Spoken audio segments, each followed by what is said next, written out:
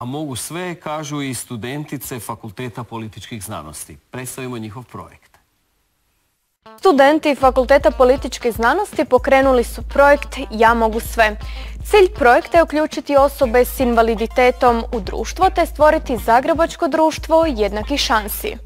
Odnedavno se na području grada Zagreba za mlade osobe s invaliditetom pojavilo još jedno mjesto na koje mogu zatražiti pomoć ukoliko im je potrebna ili se uključiti u njihovu akciju educiranja javnosti. Na stranici www.mogusve.org možete pronaći korisne informacije, dokumente ili zakone i svakodnevne vijesti vezane uz osobe s invaliditetom.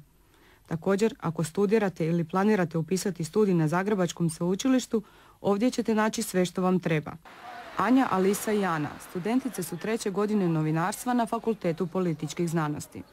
Prije nekoliko mjeseci pokrenule su internetsku stranicu, čije samo ime, Mogu sve, govori ono što žele poručiti ne samo osobama s invaliditetom, nego i cjelokupnom društvu. Ukoliko ste osoba s invaliditetom, poznajete nekoga s invaliditetom ili jednostavno želite proširiti svoje vidike i osigurati društvo jednakih šansi za sve, www.mogusve.org pravo je mjesto za vas. Ne zaboravite, osobe s invaliditetom, ako im pružimo šansu, doista mogu sve. Da mogu sve dokazale su odavno, a sada im jedino preostaje da dokažu da uz njihovu pomoć osobe s invaliditetom mogu i više od toga. I za kraj ponovimo još jednom slogan ovog hvale vrijednog projekta. Osobe s invaliditetom, ako im pružimo šansu, mogu sve.